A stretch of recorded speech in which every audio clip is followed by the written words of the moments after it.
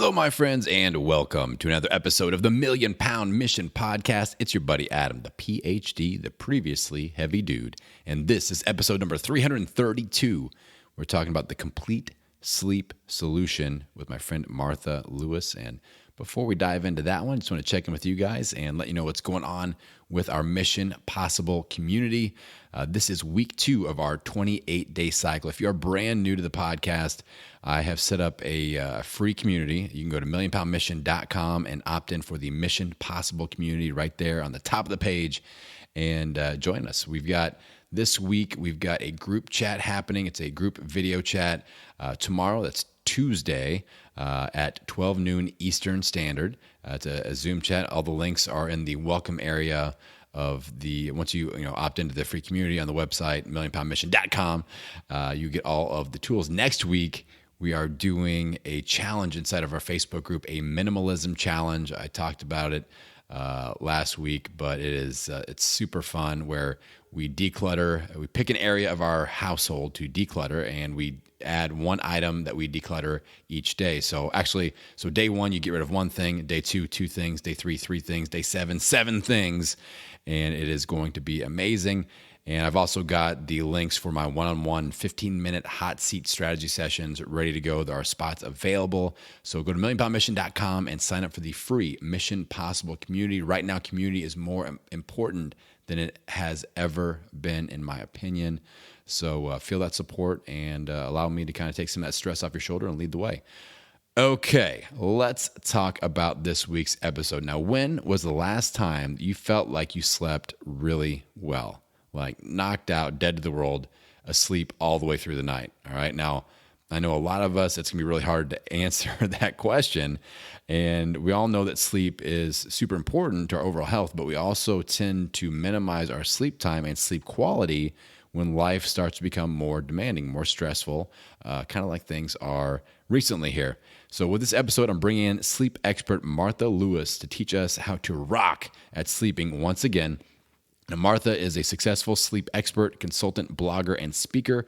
And after struggling with her own sleep and finding the key to a better night's rest, Martha has created her complete sleep solution program, and she helps busy professionals who are struggling with their sleep get the rest they need so they can make the difference they want to make in the world. That's a great mission, right? So in this episode, we talk about just all things sleep. I love to nerd out about sleep. And I really felt good because some of the things that I brought up, she's like, yeah, that's a good idea. So I'm like, yes, I'm doing it right. I'm sleeping right. But sleep is something I'm always trying to optimize. But we talk about how she became so passionate about sleep quality. We talk about the benefits of high quality sleep, just kind of incentivize you guys to dig into these things. And then we go through her system to help us improve our sleep quality. It is simple and effective. She gives some great tips. If you are somebody that really struggles in this area, don't sleep on it. Yeah. A little, pun intended there. So great episode. Martha's an awesome person. She's got some great resources, and you can do all the connection info in the show notes of this episode. So without any further delay, my friends, let's dive into episode number 332, The Complete Sleep Solution with Martha Lewis. All right, Martha Lewis, welcome to the Million Pound Mission Podcast. How are you doing today, my friend? I'm great. How are you doing? I'm super excited because sleep is something that I talk about quite a bit as far as when I'm coaching people, because I feel like it's an area that needs to have a light shown upon it a little bit more often.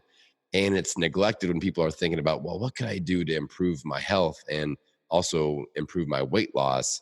So I'm very excited that we got connected and that you can help shine a light on this area that I feel like is so, so important to our health and our transformation journey. So why don't we start off with how you became so passionate about this topic and a little bit about your story? Awesome. Well, my story started with my son, who wasn't a good sleeper. And I had him at 39, and I was very sensitive to being sleep deprived. So I ended up hiring a sleep consultant to help with that. And it made such a big difference that I decided to become a sleep consultant to help to help parents with their babies and kids sleep. But the ironic thing was that even after he was sleeping, I wasn't sleeping. So I struggled with that for another year and a half before I finally did an adult sleep certification to figure out how to help adults sleep. And luckily, it really helped me. And I was pretty skeptical because I already knew a lot about sleep. But I needed to combine multiple things to change to actually figure out how I could sleep well again. So now I'm really, excited to help others sleep well. And I do believe that we are truly meant to sleep well. And even after that certification, I kind of have always had this nagging thought in my head, like, what if someone actually has an underlying health problem and so they can't sleep? Like, what I've learned so far isn't necessarily going to help them. Right. So I actually just recently did a training with Christine Hansen from Sleep Like a Boss to learn about lab testing for health issues and then treating those with nutrition and supplements, as well as still working on, dealing with stress and all the other lifestyle and sleep hygiene components of sleep that are important.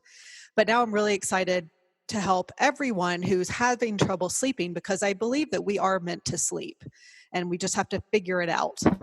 Yeah. And when I'm coaching people from a health and weight loss perspective, we deal with very busy people. Like, we're adults, we have jobs, we have family, we have friends, we have all these things that we're very busy doing. So time is a scarce resource. So I give people a pecking order that they don't always or very rarely agree with, where I'm like, all right, if you have extra time, priority 1, extra sleep. Priority 2, nutrition. Priority 3, fitness. And people will flip that so often. They're like, I'm trying to lose weight. I've got to work out 1 million hours a week and I'm going to sacrifice sleep that I'm already low on anyway. And when I tell them, no, work out less, if you have time to meal prep, then we'll do that. But sleep is priority number 1, because I feel like we make better decisions and our willpower is stronger when we are fully rested. And I'm very excited to get your knowledge on this. And let's just start with some like low hanging fruit. What are some just very simple steps that we could all be taking to improve our sleep, like tonight?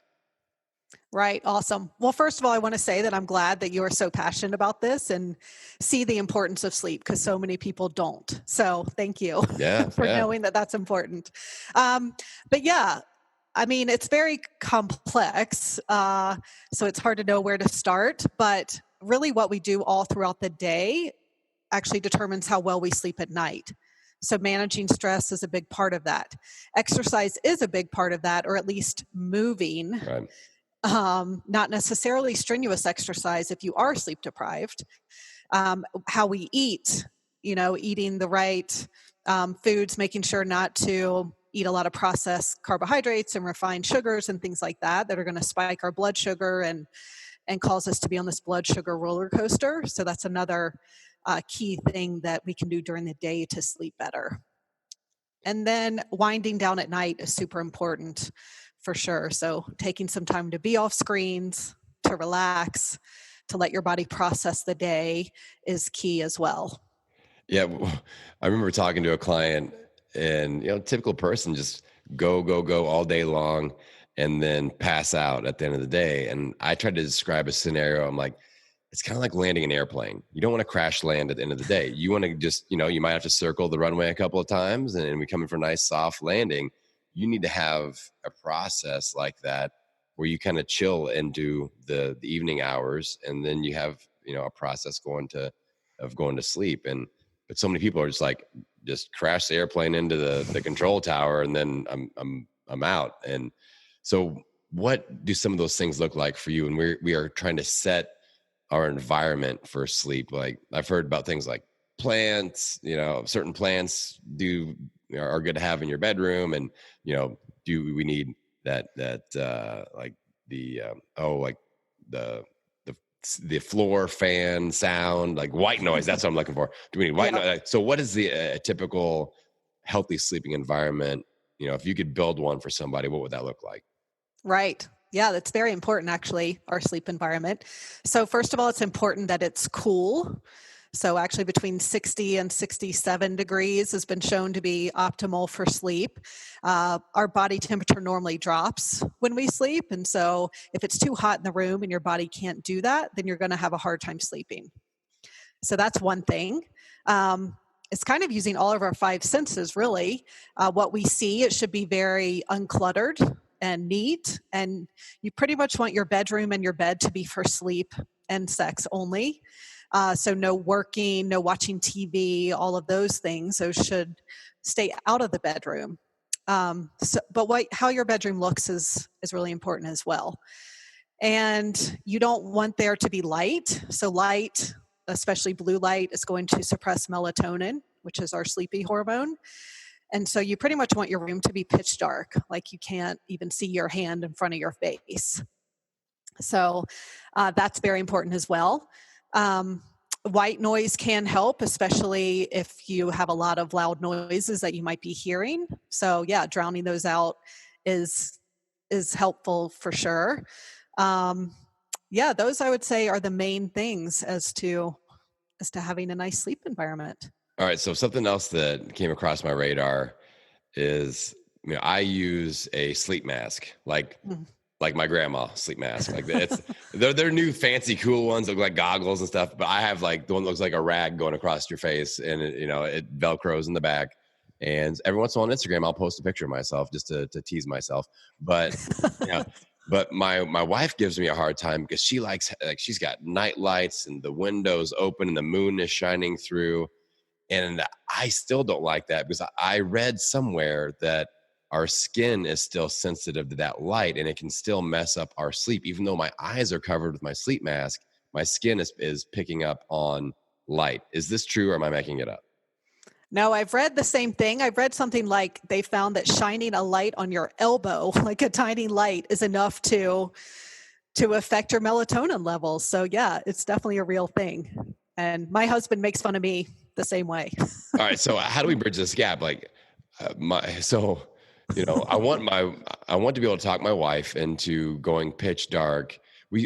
So I think part of the reason is we've got a 4-year-old that still kind of gets scared at night and she'll come running in, usually requesting mommy, and she wants a lighted pathway to be able. So, but I feel like, as far as that, making sure it's safe and they're going to have like an axe laying in the floor or something like that she could trip over, like have a nice clear pathway. But just, how important is that darkness as far as like the quality of sleep? So if it's a lit up room, what's our sleep optimization look like versus having it completely pitch black?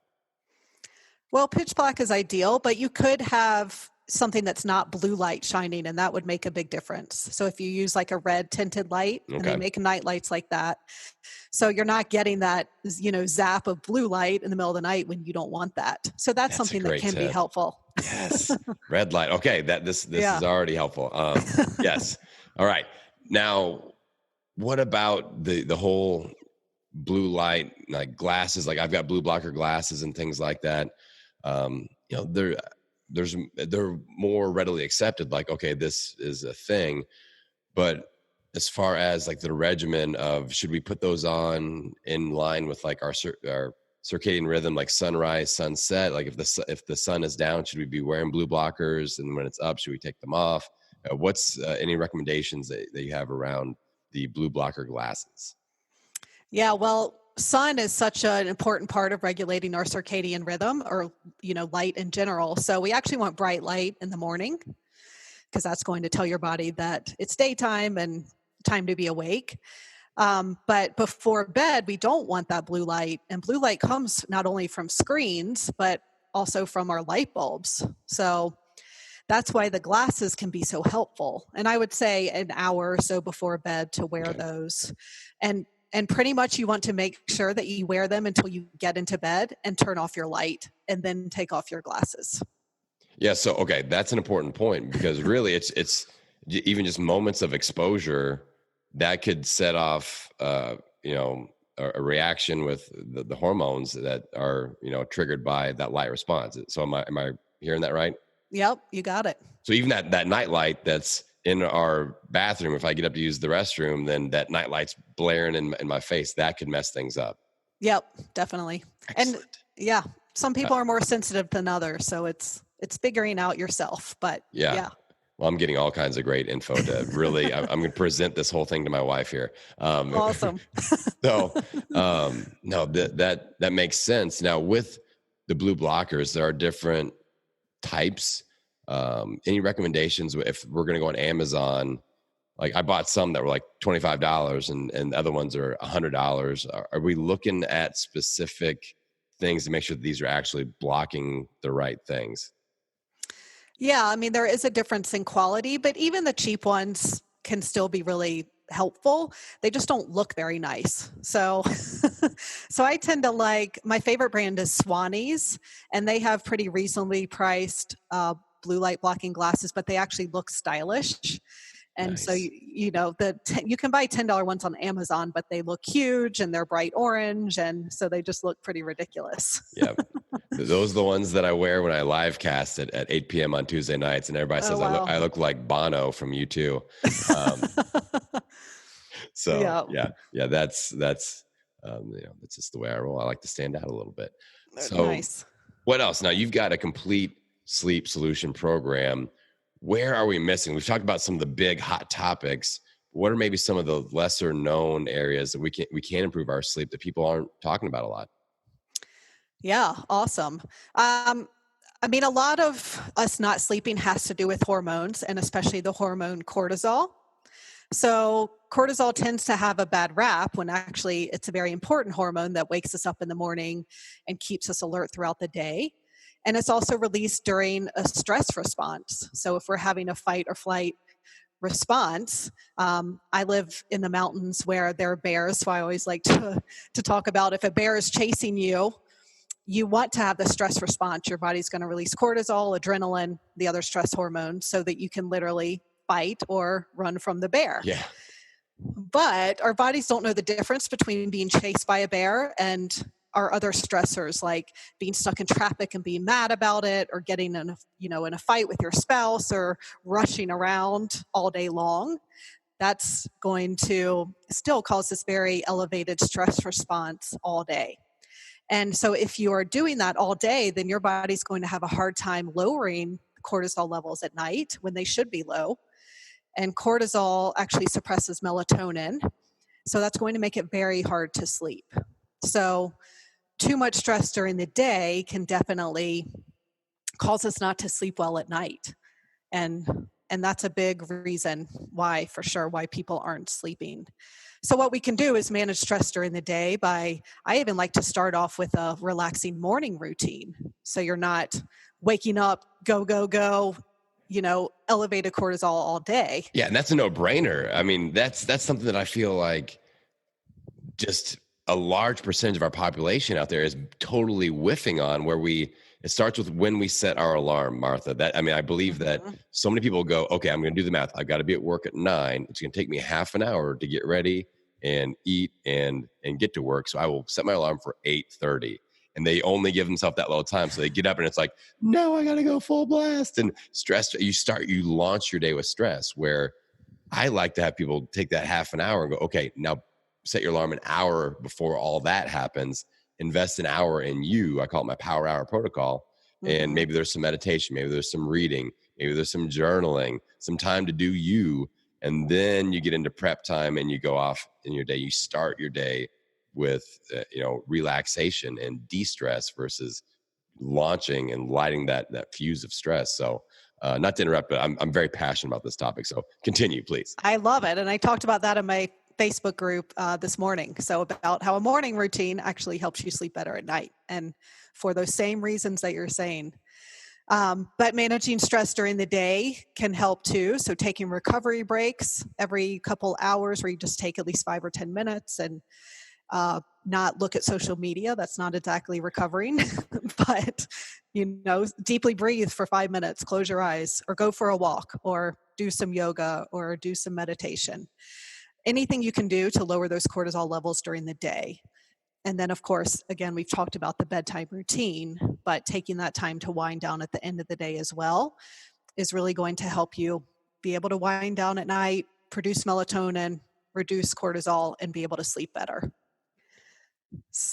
So with the term circadian rhythms coming up a couple of times, some people may not totally understand what that is. Could you just describe what that is? And then I've got a couple questions in line with making sure that we are really facilitating a healthy circadian rhythm and we're working in partnership with it. Yeah. So our circadian rhythm is also known as our body clock. And each of our cells actually has a clock in it. So it's pretty crazy. And we go through different rhythms throughout our life. So it's normal for kids to be more of an early bird. And then in our teenage years, our rhythm actually shifts to where we're more night owls. And then once you enter your 20s, then your body kind of goes to what it's genetically predisposed to be. So there are true night owls who really just thrive staying up late and have a hard time waking up in the morning. And society kind of works against that kind of body rhythm because most people are more in the middle of night owls and early birds. But it's something that we can help influence with light, especially because technically our circadian rhythm, they've done studies where people are put in a dark cave for weeks at a time, and they see when they wake up and when they go to sleep, and they get on a normal rhythm, but it's a little more than 24 hours. And so the light helps keep our body clocks in check with society's 24-hour day. So getting bright light in the morning, at noon, and then minimizing light in the evening is going to help stick to your body clock. Nice. Now, what about people that, like, I wake up before the sun is up? Should I still be like, okay, I'm awake, let's get light exposure now? Or is it more valuable or important to step out into the sun when the actual sun is rising? Or is it a combination of the two? Well, yeah, it's hard because with the seasonal changes, it's light at different times. So you actually want that light when you first wake up. So, for me, I'm in Wyoming. It's not light until 7 a.m. and it's not bright until closer to noon. So I do use a light therapy lamp or like a happy lamp to set my body clock every day. Okay. So describe what that is exactly, because I've seen these, but like I've just got a big bright ring light that I use for my podcast and live casting. What is a more specific light therapy lamp? What describe that a little bit? Yeah. So you're looking for something that's at least 10,000 lux. Lux is how we measure light. And so the sun, a bright sun at noon actually has like 100,000 or 200,000 lux, but our light bulbs inside, even a brightly lit office is at like 300 lux. So it's not enough to actually stimulate. It can still affect your body clock, but not enough to help regulate it, I would say. So these lights that are now actually very inexpensive, you can find a decent one on Amazon for $40, say. That's 10,000 lux, and you sit in front of it for 20 or 30 minutes first thing in the morning, and different times of the day, depending on your rhythm. And if you're trying to change your clock a little bit, then I recommend different things. But definitely first thing in the morning and at noon for most people can be really helpful to just reinforce setting that body clock. Interesting. So what kind of a time gap are we looking at from that first dose to the noon dose? So does that matter? Or if you wake up at 9, is 3 hours later, is that too soon or is that okay? Right, exactly. It's usually about 8 hours later. Okay. So we're kind of splitting our 16-hour awake time. Okay. Yeah. Okay. That makes sense. Yeah. That makes sense. Yeah. Now there's a ton of, quantified self tech out there that measures sleep quality. And I'm a little bit skeptical on some of these things where people are like, look at my sleepometer. Look at this. I did great. And so any recommendations that on tech that you like, as far as the stuff that's out there, like Oura Ring and Fitbit, and they're all trying to tell us how well we're sleeping. What do you like? What do you don't like? So far, I'm honestly pretty skeptical about all these sleep trackers. Okay. I think that they can cause a lot more anxiety than anything. And so even if you track your sleep and you know that you only had spent this much time in REM and this much time in deep sleep, there's not much you can do about it that they're telling you, So Right.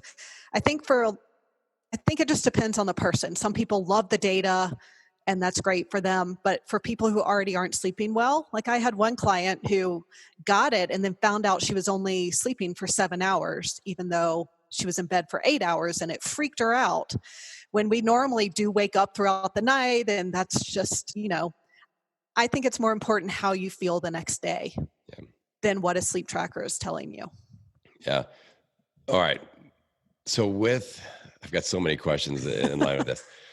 So I hear things about sleep cycles, and I can't remember the exact verbiage, but it basically broke down to we have kind of like a 90-minute sweet spot as a cycle will complete. And that if we can align our sleeping and waking time with that. So for example, if you're in the middle of one of those cycles and maybe you're in deep like dreaming state and then your alarm goes off, like how that's not healthy. So can you add a little bit can you drop some knowledge on me here? I'm very curious about all this, and I get questions about this, and I'm not well informed on this area. Gotcha. Well, you're definitely on the right track. I mean, we do go through these sleep cycles. They're about 90 minutes, but it varies per person. And pretty much we fall into stage 1 sleep, which is a very light in and out stage of sleep where, it's when occasionally my husband's like, "You're snoring." And I say, I'm not even asleep. What are you talking about? Yeah. But you're just kind of in and out. Then you fall into stage 2, and then you fall into stage 3 or deep sleep, which is our very restorative state of sleep. And then we go into REM, that dream stage of sleep. And so, we go through these sleep cycles all night long. And so you're right, waking up in the middle of one of those is going to leave you feeling very groggy for the next couple hours. But so you can use a sleep tracker to track how long your cycles are and try to figure out when your optimal time to wake up is. Or what I like to do is actually wake up naturally. So let your body, get out of that last sleep cycle and wake up when it's ready. Because you're right, like interrupting that is really bad. Same with hitting the snooze button. So that's actually just counterproductive, because say you do fall asleep a little bit again for 5 minutes and then you're waking up again. And so it's just going to, again, make you so groggy. Yeah, that sounds terrible to me. So thinking along these lines, then I have people that are like, well, I'm tired no matter how much sleep I get.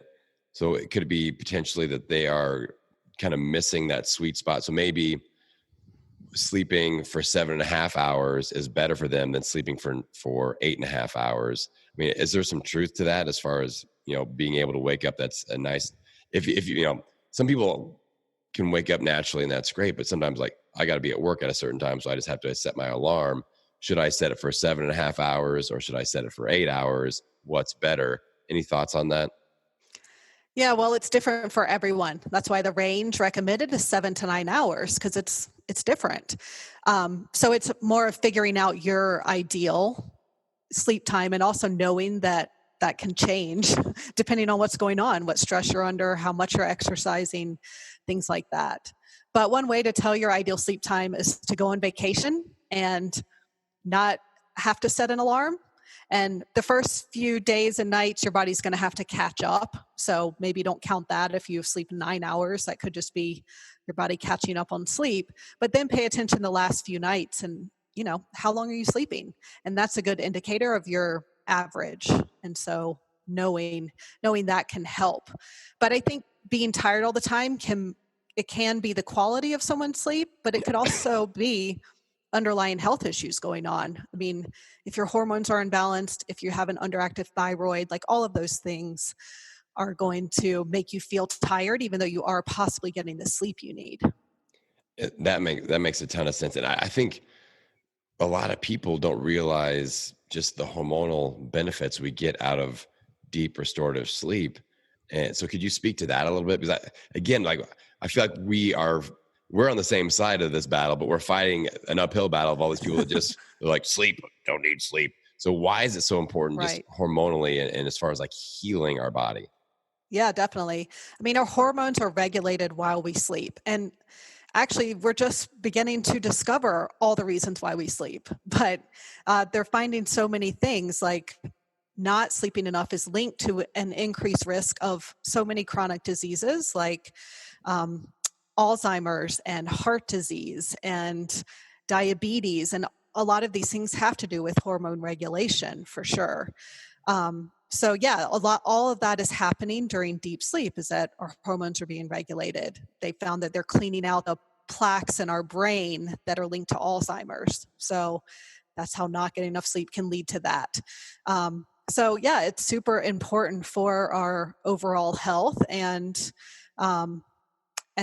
hopefully, not getting these chronic diseases. Yeah. Or just look at like a teenager that's growing like crazy and how much they sleep. And like there's a direct correlation with the body is sending signals like, all right, we need some extra resources here. And therefore they sleep in till noon every day and they go to bed, whatever. but Yeah. I mean, I feel like that's a direct example of like, that's our body asking for what it needs. And Exactly. yeah. Yeah. What about naps? Are you a fan of the nap? Some people say, oh, don't nap because that's going to screw up your sleep cycle. Some people are like, yeah, get the extra sleep. That's good. The old midday siesta. What's your opinion on that, Martha? Yeah, I actually think naps are great, especially actually if you aren't sleeping. If you take them too late in the day, then that can affect your sleep at night. But if you're taking them around a little after midday, so we do have this normal circadian rhythm dip around 1 or 2 in the afternoon. So that's why all these cultures traditionally take naps. And that's why we get tired at that time. It's not because... I feel better now. I don't feel lazy. Okay, this is good. Yeah, exactly. It's not because you're doing anything wrong. It's this normal thing that happens. And that's what makes us want to reach for a coffee or a pastry or whatever. But instead, I would suggest taking a nap. I always suggest about a 20 or 30 minute power nap. So much longer than that, you are going to get into the deeper sleep cycles. And if you try and wake up in the middle of that, again, you're going to be groggy. So you might have to set an alarm at first to, for 30 minutes, knowing it's going to take about 5 or 10 minutes to fall asleep, and then get that 20-minute power nap and wake up. And studies are showing how beneficial that is, like how much more productive and efficient and focused you can be for the rest of the afternoon after that nap. Yes, I'm a fan of naps. Like I've been napping since I can remember, so that makes Awesome. me feel better. And yeah, I mean, it makes sense that as far as the circadian rhythm goes, that's our biology. We can't fight that. Now, Yeah. with napping rules, is it the same? Like, let's get in a dark area, avoid blue light, or is that? If I'm doing podcast interviews and I've got my giant ring light blaring in my face and for an hour, and then I'm like, all right, time for nap time. Is that making it less efficient or a lower quality? Does that make sense? Yeah, I wouldn't say necessarily. I mean, I definitely prefer when I'm trying to take a nap to have the lights off and possibly wear an eye mask for sure. But I think what's happening before that, if your body's tired enough, it's going to fall asleep. And even if it doesn't, you're still getting a lot of restoration and rest. So it's still helpful even if you don't fall asleep. Good. So with your complete sleep solution, let's talk about that a little bit. I mean, are we missing any key areas that you like to coach people up on? Because again, I feel like there's so many levels that we can attack sleep at, and I want to get as much of it out there as we can. Yeah, well, one thing I would love to mention is that there's a little known reason why we can possibly wake up at night. And that's actually if you have like a parasite, some unwanted critter, fungal overgrowth, bacterial overgrowth. So again, that's why testing for these underlying health issues is key. And a gut test is one of the main ones I start with and recommend.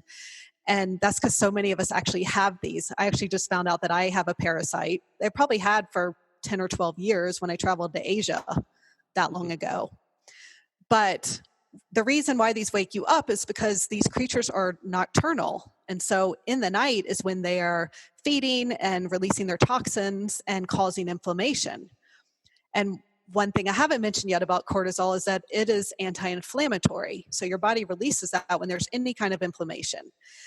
So if you have a parasite, it's releasing these toxins, it's causing inflammation, your body releases cortisol.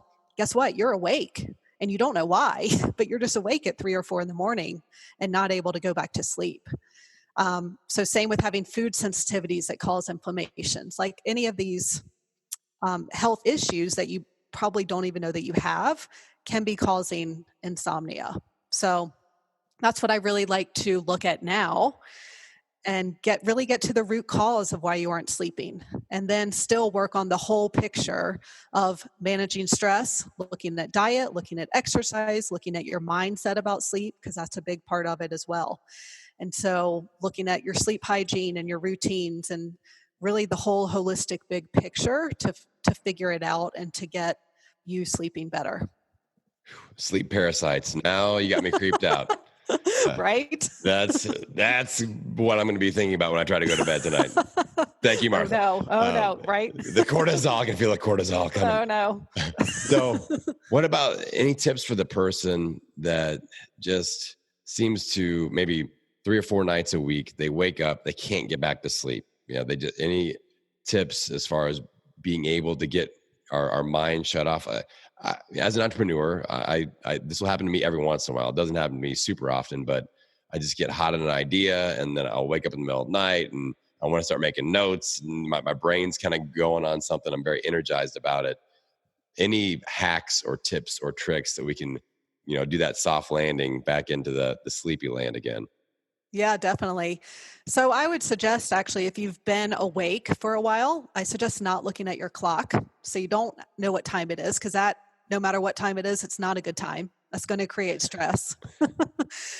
But if you think you've been awake for 10 or 20 minutes and your mind is spinning, I actually suggest getting up, getting out of bed, getting out of your bedroom, and in that case, going and writing those ideas down. So you want to avoid blue light. You don't want to be on your computer, but if you can have a dim light and write these things down on paper just to get them out, that's great. Or if you want to read or meditate or anything relaxing that doesn't involve screens, pretty much, until you get tired again. And then when you feel tired, then go back to bed, see if you fall asleep. If it's been another 10 or 20 minutes, get up again. Because what happens is when people haven't been sleeping well for a long time, their brain has lost that association between bed and sleep. And so, you started lying there for hours on end, not sleeping, and you want to get that strong association back. Like when I'm in bed, all I do is sleep. Otherwise, I'm not in bed. So that's why I recommend that getting out of bed, doing that for a few nights. It's hard to do, but it's going to get so much better really quickly just after a few nights of doing that.